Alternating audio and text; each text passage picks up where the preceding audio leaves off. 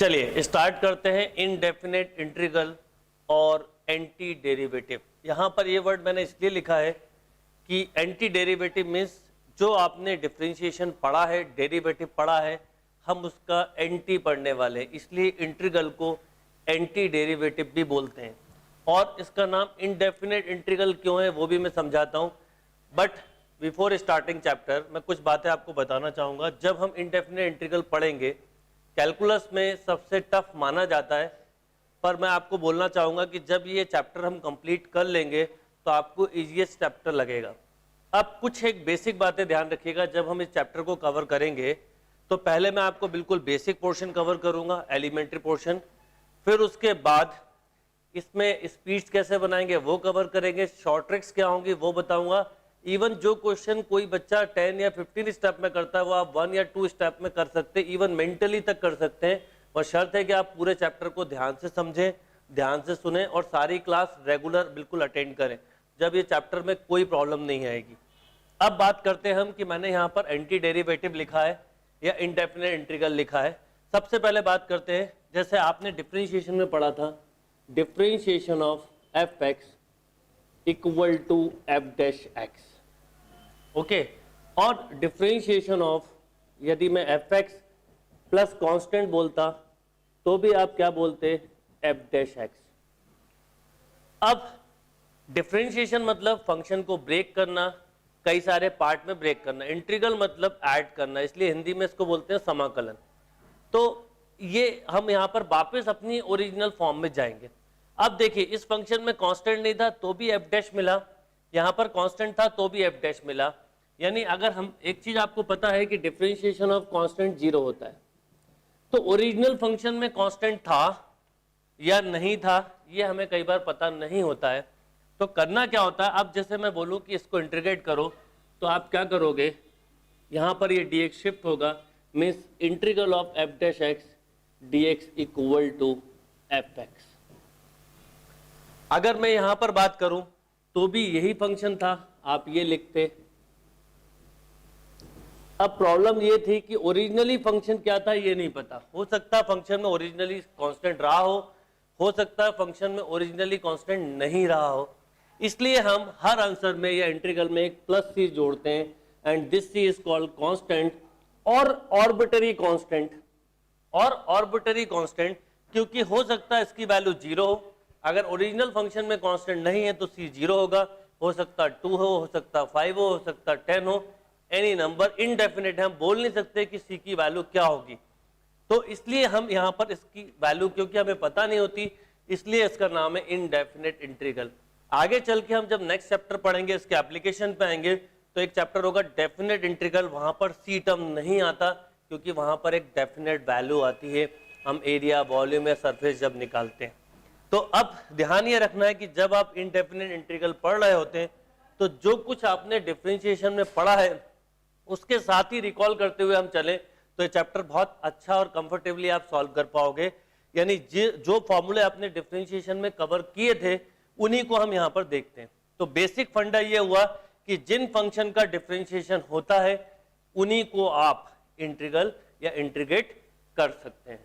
चलिए फॉर्मूले पे आते हैं। पहले हम एक फॉर्मूले की बेसिक लिस्ट बनाते हैं और बिल्कुल बेसिक एलिमेंट्री जो स्टार्टिंग एक्सरसाइज है पहले वो कवर करेंगे, फिर उसके एडवांस पार्ट पे आएंगे। D y by d x power n होता है n times of x power n minus 1। इसका मतलब ये हुआ कि यदि मुझसे बोला जाए integral of x power n minus 1 क्या होगा, कांस्टेंट टर्म को हम यहाँ ले जा सकते हैं, डी एक्स शिफ्ट होगा, डी से इंटीग्रल साइन कैंसिल होगा, this sign is called integral. तो यहाँ पर ये होगा x power n upon n, n not equal to 0। यानी समझ में आना चाहिए कि डिफरेंशिएशन में पावर कम हो रही है, इंटीग्रल में पावर इंक्रीज हो रही है। यानी अगर हमसे पूछा जाता था जब डिफरेंशिएशन ऑफ एक्स पावर 6 तो आप बोलते थे 6 एक्स पावर 5, तो इसका मतलब इंटीग्रल ऑफ एक्स पावर 5 अगर आपसे पूछा जाएगा तो आप बोलेंगे एक्स पावर 6 अपॉन 6। या डिफरेंशिएशन ऑफ रूट एक्स आपने पढ़ा था, कितना होता है रूट एक्स, आपने इसको एक्स की पावर हाफ लिखा, क्या किया, हाफ इंटू एक्स की पावर हाफ माइनस 1 मतलब 1/2 रूट एक्स, यस और नो।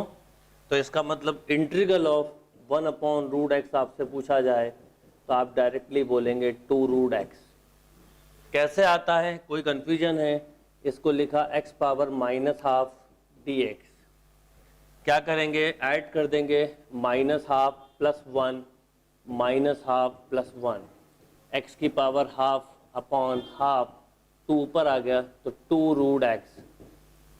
एक्चुअल में तो ये क्वेश्चन है, पर इसे एज अ फॉर्मूला याद रखिए। यानी जो चीज़ें आपने डिफरेंशिएशन में पढ़ी थी स्टार्टिंग की एक्सरसाइज में, हम पहले उनके साथ इसका कंसेप्ट बनाते हैं, फिर इसके एडवांस लेवल पे आएंगे।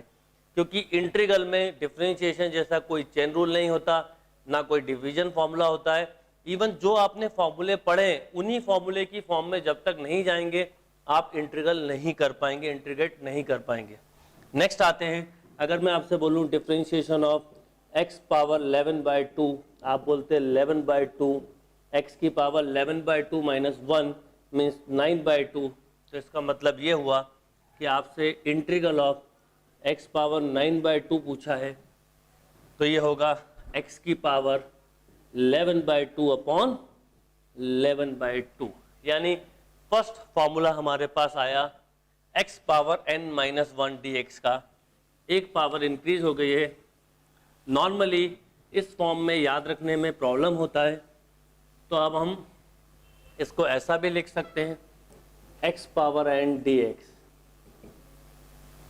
एक अल्टीमेटली यहाँ पर पावर 1 कम हो रही है, यहाँ पर अगर x पावर n होता तो x power n+1 upon n+1 and not equal to -1। Question आता है कि x की वैल्यू -1 है तो क्या होगा, मतलब अगर x पावर -1 होता तो क्या होता। समझिए, अब मैं इसके बारे में ना सोचूं, पहले मैं ये सोचूं कि अगर ऐसा कौन सा फंक्शन है जिसको डिफरेंशिएट करके 1/x मिलता है, तो आपको ध्यान आएगा log x। log x का डिफरेंशिएशन 1/x होता है, देयरफॉर इंटीग्रल ऑफ 1/x या x power -1 is log x। यानी अगर आप कभी इंटीग्रल के कोई फॉर्मूले में कंफ्यूज हो रहे हैं तो आप उसको इंटीग्रल की जगह डिफरेंशिएशन से इमेजिनेशन करिए, आपको जल्दी समझ में आएगा। तो अगर 1/x है तो ये आ गया। एक और चीज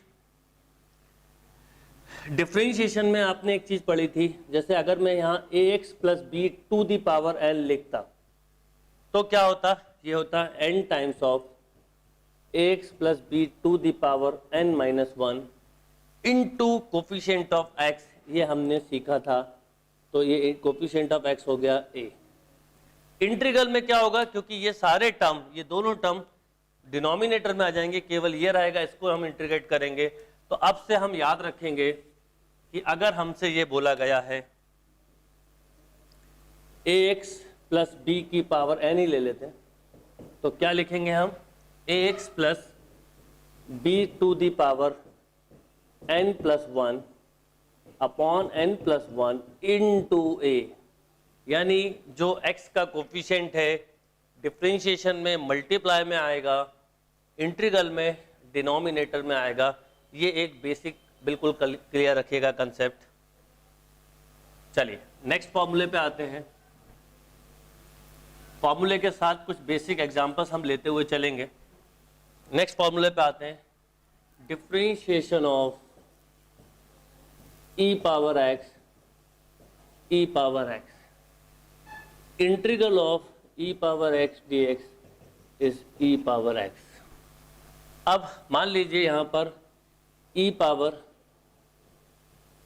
ax होता तो क्या होता, a टाइम्स ऑफ आप लिखते e power ax is same thing, integral of e power ax होता e power ax upon a plus c. By default हर फॉर्मूले में भी लिख सकते हैं, क्वेश्चन के सॉल्यूशन में भी लिख सकते हैं, उसमें कोई प्रॉब्लम नहीं। नेक्स्ट आते हैं differentiation of a power x। a power x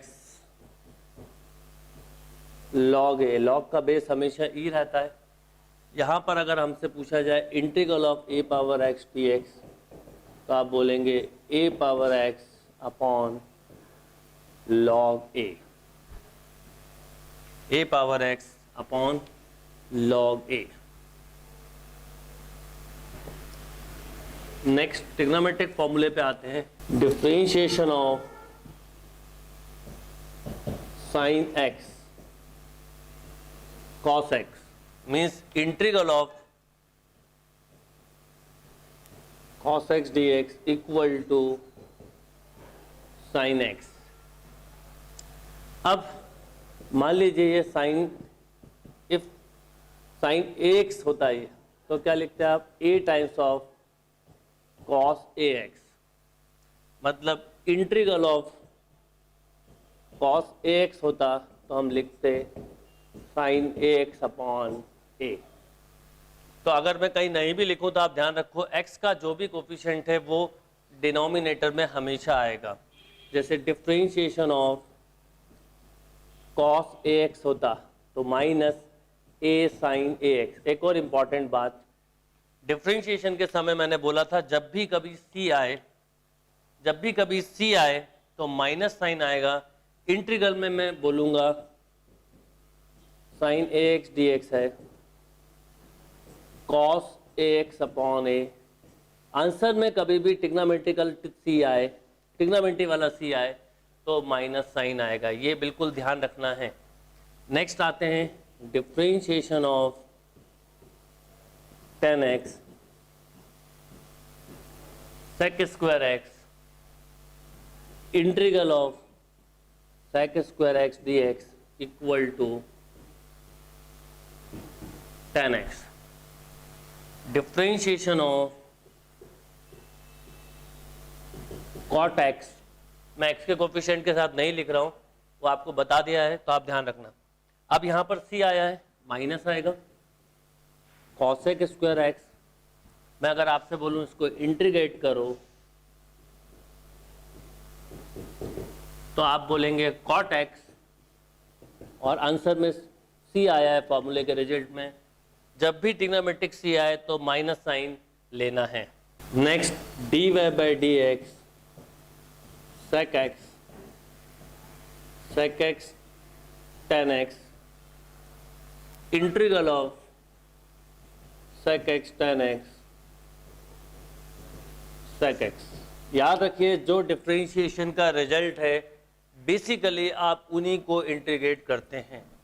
next dy by d x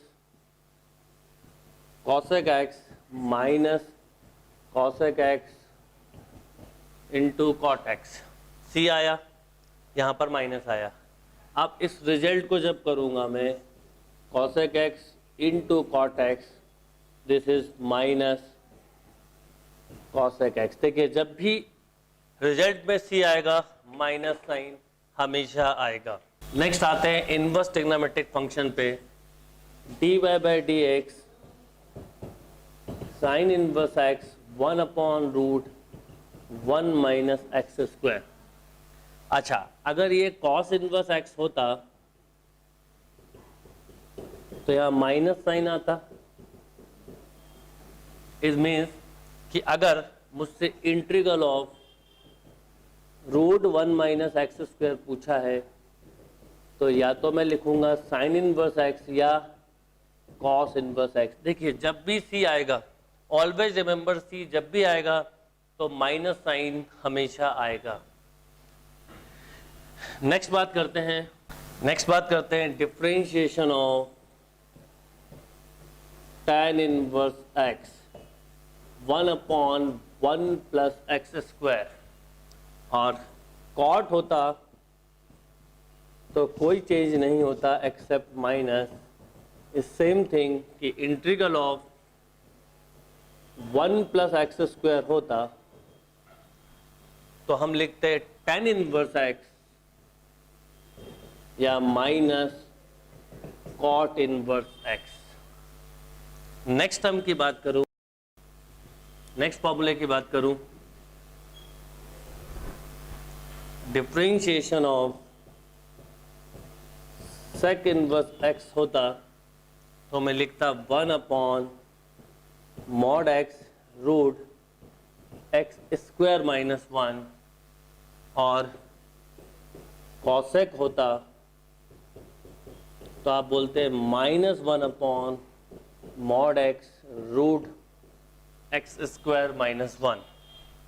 यहाँ पर अगर हम बात करें तो integral of mod x root x square -1, तो मैं बोलता सेक इनवर्स x, और जब भी c आएगा माइनस साइन आएगा। ये क्लियर है बात? ये trigonometric function, inverse trigonometric functions के फॉर्मूले हुए। इसके अलावा 14 स्टैंडर्ड फॉर्मूले और होते हैं इंटीग्रल में जो मोस्ट इंपॉर्टेंट होते हैं, और थर्ड फोर्थ एक्सरसाइज के बाद वो यूज़ होते हैं और एंड तक होते हैं। वो भी फॉर्मूले अभी हम लिखेंगे, पर पहले हम इन बेसिक फॉर्मूले पे बेस्ड क्वेश्चन करेंगे, उसके बाद उन 14 फॉर्मूलेज पे आएंगे।